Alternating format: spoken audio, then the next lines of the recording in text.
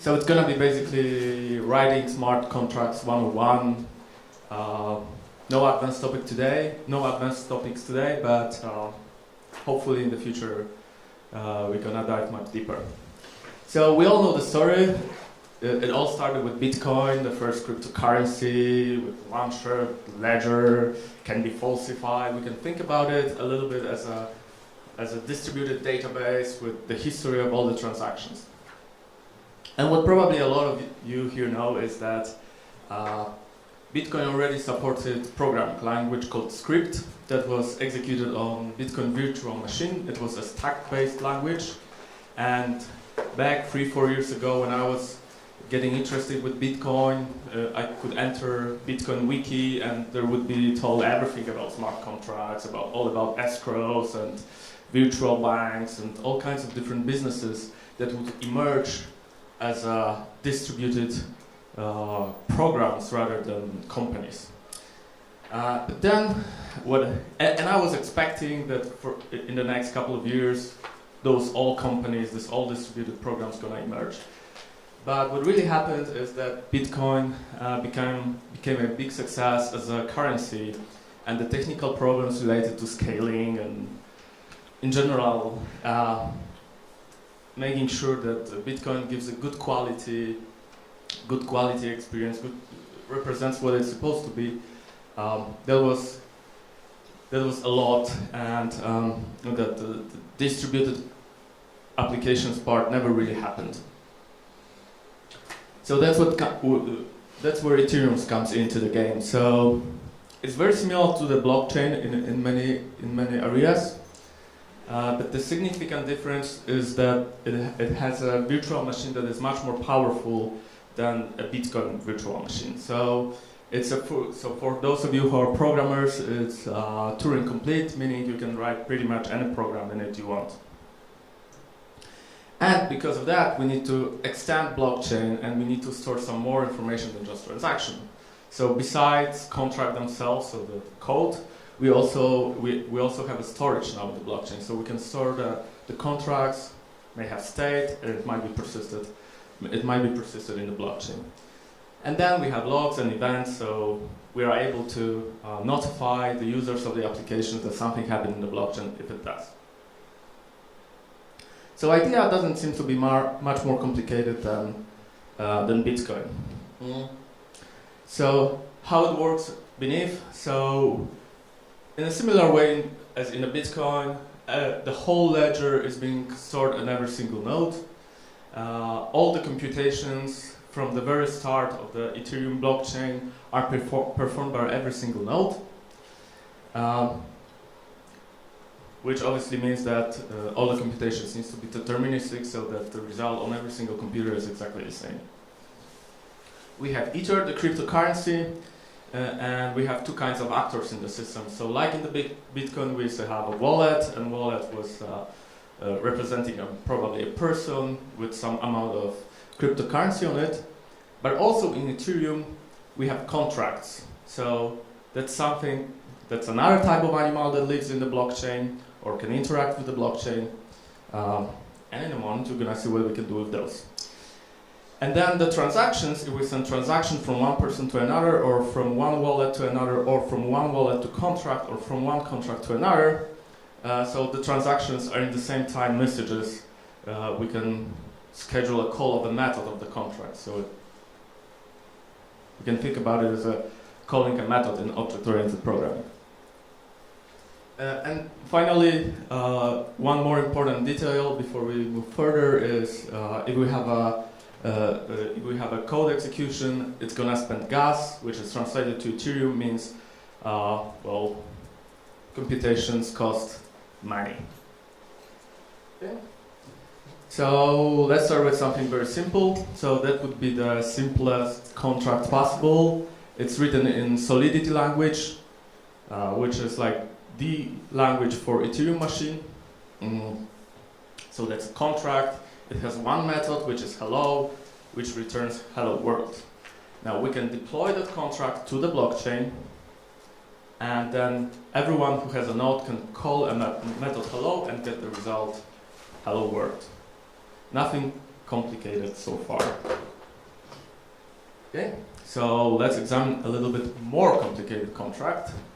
So that's a greeter, a little bit more complex hello world for Ethereum.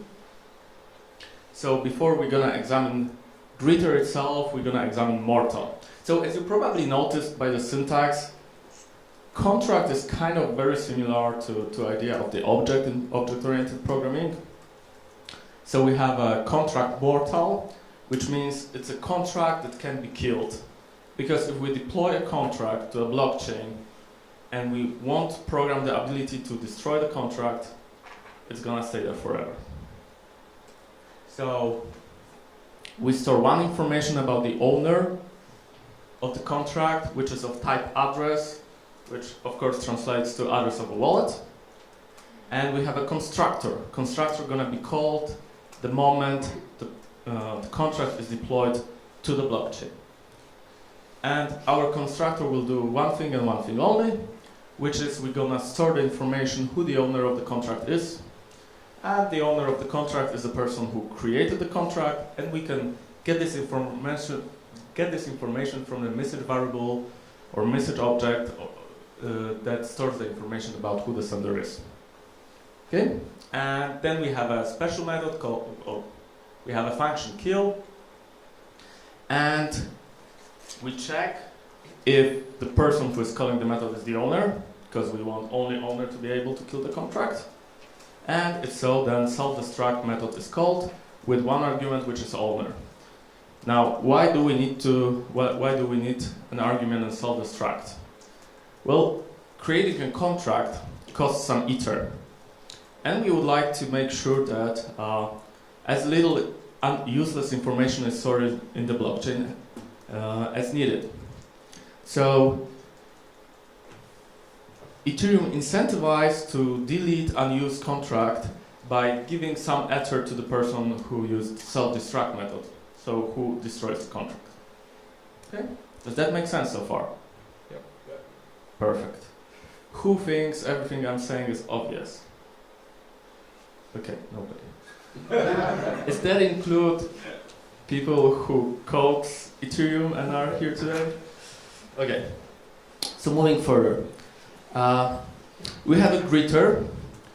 Greeter in very similar way that in object-oriented programming inherits from mortal, meaning it delivers, it has all the methods and fields of the class above.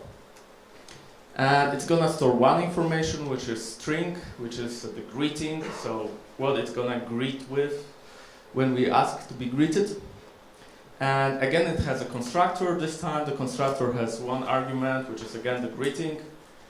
And all it does is store the information about greeting. So what we're gonna say to the user when we ask the contract to greet us. And then we have a method greet, which simply returns greeting. So we have a very simple contract that we can deploy to the blockchain, leave some kind of information, and anyone can call the method and get the greeting. Okay. If we compile the contract, it's gonna deliver us two different outputs. One output is ABI code. ABI code, you can think about it a little bit as headers in C maybe, which is simply the interface of the methods we're gonna call. It's a JSON and it's pretty self-explanatory. And then we have a binary code that's gonna be deployed to the blockchain. So when we deploy binary code to the blockchain, we still need to remember ABI on our side of the blockchain to be able to call methods. Okay. And if you want to have some fun and you want to learn a little bit about how to write contracts, there is a great online editor. You can copy paste the code, or you can write your own contracts, and then you can see on your right, yes, on your right, you can see the contract was compiled and two objects are present. And if you open it, you can actually type in the parameters for the constructor. Here I type, and then when you hit create, it's gonna create a contract, And then you can see there is a method greet over here, and we call it, you can see what the result is. So it's online editor, you don't need to install anything, you can just go there, write your contract, test it, have fun. Okay, and there is Ethereum RB library, which is Ethereum library for connecting to the blockchain, to Ethereum blockchain. There is one for Python, there is one for JavaScript probably, there is one for every major programming language. So here is how you could interact with blockchain from Ethereum language, from Ruby language, sorry. So all you have to do is create a contract, then you can just deploy it, and then when you call a method, it's there. Okay. So very simple. So here's a simple program I wrote just to demonstrate that you can connect from the greeter. You can connect to greeter from web app. It creates a greeter. It's gonna take about 2 minutes. We can check on Blockchain Explorer that transaction is actually happening. You can see that it's pending. You can see its address, how much it costs, and yada yada yada. Now we can refresh. And when we refresh, we can still see it's pending. And now it's gone for a moment, which means it went through. And you can see the application shows the result. And then now you can see application is mined. You can see it was one block. There is one block confirmation, and it was 18 seconds ago when it was deployed to the network. Does that make sense? Yep. Awesome. So, to recap Solidity, it's pretty much very similar to any object-oriented language. It compiles to Ethereum virtual machine with significant difference. You can send messages, you can send Ether, you can receive Ether, you can receive messages. And I think it's worth mentioning that you can deploy it to the production network, you can deploy it to the test network, you can make your own deployment, you can make your own fork and build your own Ethereum network. So, do you have any questions so far? Okay. Everybody understands everything. Okay, so let's examine a little bit more complicated, example. So that's a contract called purchase. So you don't need to be distracted. So the idea is there are two guys over the internet and they don't know each other, and perhaps they don't even know their identities. They don't trust each other, and one wants to sell something, an item, to another one. So let's call them seller and a buyer. So, and of course, both buyer and the seller wants to make sure that transactions go through, the item's going to be sent, and the money is going to be paid. So the idea is they agree on the price, let's say 10 Ether, $10, whatever, and the seller creates a contract and gives 20 Ether to the contract. So twice the value of the item, twice the value they agree the item is worth. Then the buyer can agree to enter the contract, and the way he do it is he also transfer the same amount of value, 20 Ether, twice the amount, the value of the item. And then the buyer waits for the item to arrive to his home, and when it does, he clicks confirm, and the money is released. So the buyer gets half of the money he paid back, and half of the money goes to the seller, and then the seller gets all his money back. Okay? Does that make sense? Okay.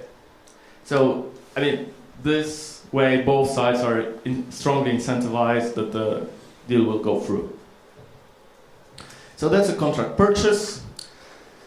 Purchase stores the value of the item they agree on. All the address of the seller, the address of the buyer, the state. It might be created by the seller. It might be locked, meaning that buyer agreed to enter the contract, and might be inactive, meaning that the deal went through and it's done. Okay. So we start with the constructor, which is purchase, And you can notice there is a word payable here, which means we can transfer, other than just money we transfer to do the computations, we can also transfer some extra money to the blockchain, to the contract that's going to be stored with the contract.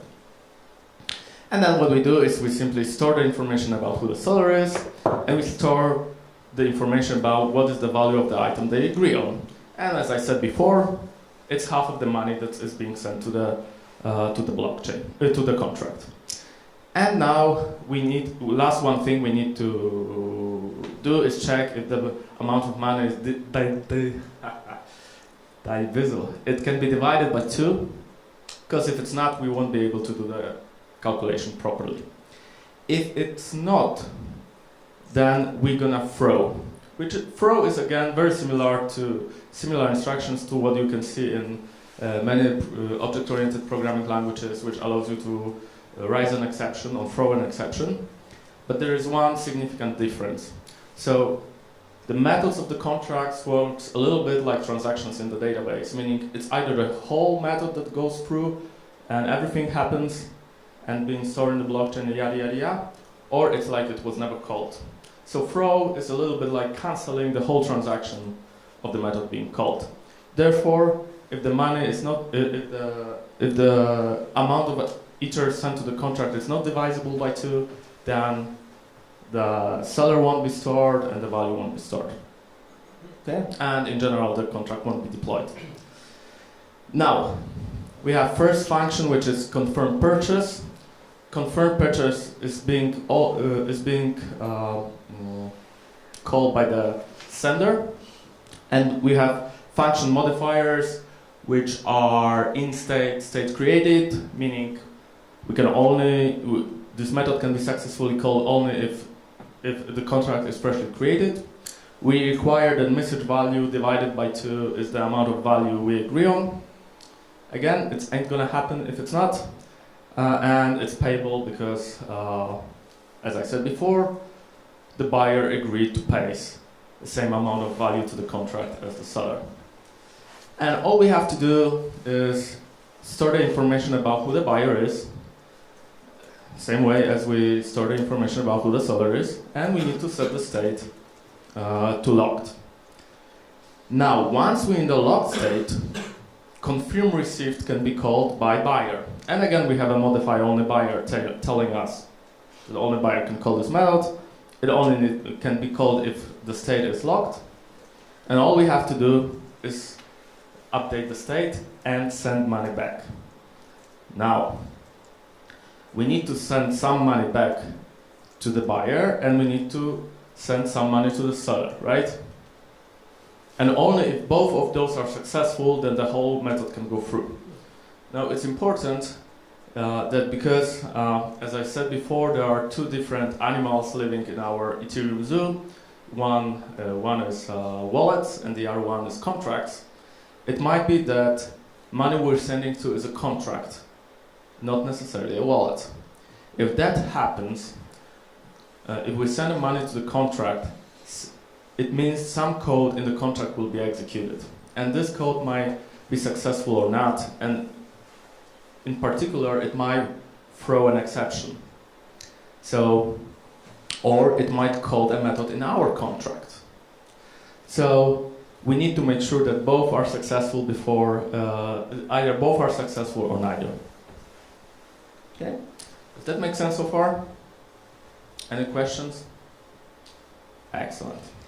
So there are some details worth discussing. Won't go into much detail though. So there is an abort method. If the seller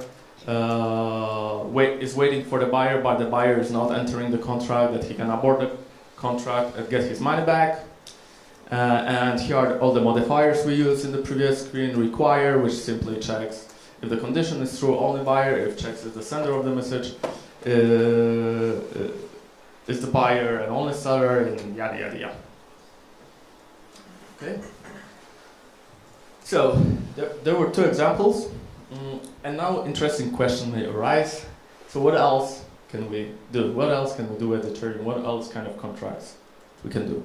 So it seems that a lot of people think that pretty much every business we can think of has equivalent in distributed apps, and especially two areas of business, which is finance and sharing economy, are two that's going to be the first one to be disrupted with distributed apps. I think it's worth to mention, because we're on Polish Meetup, at Ethereum Meetup. I think it's worth to mention that there is a number of startups that are recently started their way to disrupt their industries. I think it's worth to mention those three, because they are either Polish or have Polish roots. So Golem, we have some guys from Golem here. So as probably most of you know, they raised over $8 million in under 20 minutes to build distributed computing cloud. I think we might have someone from Neufound. Is there anyone here from? Nope. They promised to come, but they are a Berlin-based startup, but with a couple of Polish founders, and they're building distributed venture capital. And we have Maciek from UserFeeds, who is one of the creators of our meetup. So hopefully, we have also someone from Parity, who is creator of Parity is one of two most important Ethereum wallets. Good. So that being said, and future looks very bright to distributed apps, there are some significant limitations today that we have to cope with. First of all, everything that writes to the blockchain takes a couple of minutes. I think 2 minutes block time is what's the current state. In general, storage and execution is quite expensive, so the idea that we're gonna store a lot of information or perform a lot of computation inside Ethereum, we're far away from that. And in general, I would say the ecosystem is young and it's developing quickly, but that means it's every now and then it's not very stable. Therefore, I think we have to. Therefore, I think before the fully distributed future, we have to think about when we build distributed apps. We have to think about what to put in the chain and what to put off chain. So one idea is that we put only core distributed stuff in the blockchain, and we build normal web mobile apps around it that does some of the work or a lot of the work off-chain. There is a trend to combine IPFS and Ethereum, IPFS being distributed storage solutions. There is Swarm, which is a sister project to Ethereum, which is distributed storage, but also with incentives, so you can pay a little bit money to make sure your data will persist. And then you have oracles, and there is a startup called Oraclize, which connects blockchain to the real world by allowing to supply to the contract proof that at some point of time, there was some content on some web page, and it's cryptographically safe. There also seems that there is Ethereum is just getting started, so there is much more that Ethereum want to achieve than just distributed computations, and this it seems that proof of work, the system behind Bitcoin, doesn't guarantee distribution strongly enough. So there is an experimental project called Casper inside Ethereum network with goal to build proof of stake algorithm, meaning that everybody votes with their money, not with their computational power. Another very ambitious goal is to enable scalability of Ethereum by making possible that every other node just downloads the information they require to perform their computation with their contracts they are interested in, not the whole blockchain. And then there is ZK Snarks, privacy research project inside Ethereum, which aims to be able, I might not be very precise here, but make it so that we can supply some information to the blockchain or perform some computations that are not transparent and publicly available, but there is a transparent and publicly available proof that those computations happened and they are correct. So that's a project that is started by Zcash people who now joining Ethereum community to bring some of the magic behind Zcash cryptocurrency to the Ethereum. Cool. So the question I would like to leave you with is Ethereum blockchain 2.0. Is it the blockchain we were reading about a couple of years ago when we read about Bitcoin and distributed applications and world without governments and companies that exist in the blockchain, but not necessarily inside the legal system? Okay, so some useful links. There is a link to the browser, to Blockchain Explorer, to Ethereum library, and to the example Ruby application I showed you before. No need to take photos. I will publish it on the Meetup page soon. Thank you.